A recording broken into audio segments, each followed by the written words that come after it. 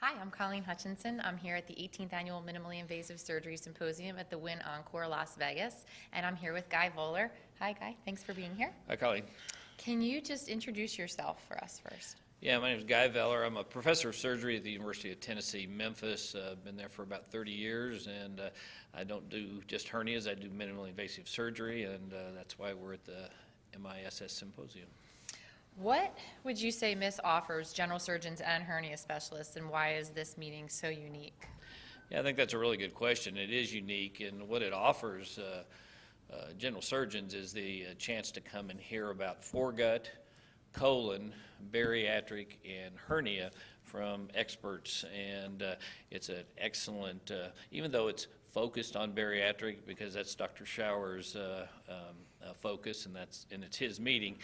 He always brings in experts from these other areas, so in the span of these 3 or 4 days, they can get a lot of really good information on topics that most general surgeons take care of. Yeah.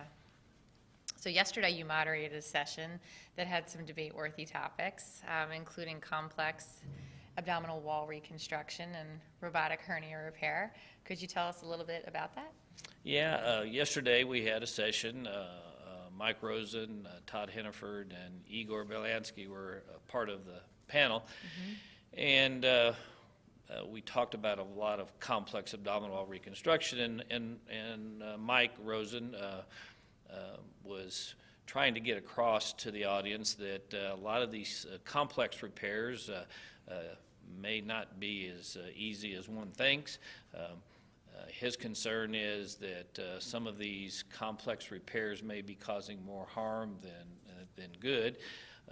He threw the robot in there, saying that we don't know that some of these things with the robot are as advantageous. Igor was on the other side. He showed some very nice videos, some very nice reconstructive surgery of complex abdominal wall situations. And then on the International Hernia Collaborative website last night, everyone kind of chimed in once they heard about the debate, so it created a little bit of a furor. So it's good to see. It's good to have debate. Well, if the concern is maybe not everybody should be doing it or doing it yet, what would your advice be to the general surgeon watching this who is interested in these? I think that's the perfect question, and I think Igor addressed that today, is that if you want to do these things that are a little more complex and a little out of your wheelhouse, come and learn them from someone that's really good at it, and Todd Henneford mentioned it today. It doesn't mean most general surgeons are adept at doing most of these things, but if it gets a little out of your wheelhouse, go visit someone and really learn how to do it.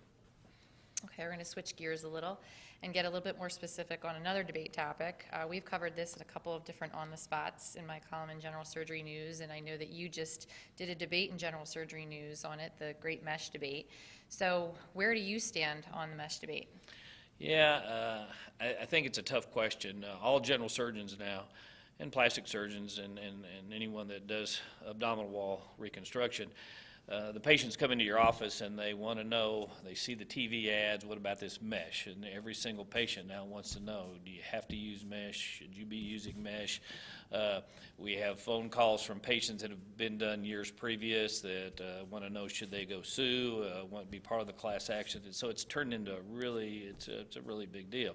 We still know that repairs, especially with incisional hernias with mesh, probably do better, but again, it's in flux, and I think right now the main thing is to inform your patient about these issues, let them understand as much as they can, but you can't expect much because it's a very complex topic, and you advise them as best you can. Yeah, and it's complex, and it's something that's going to be really hard to standardize.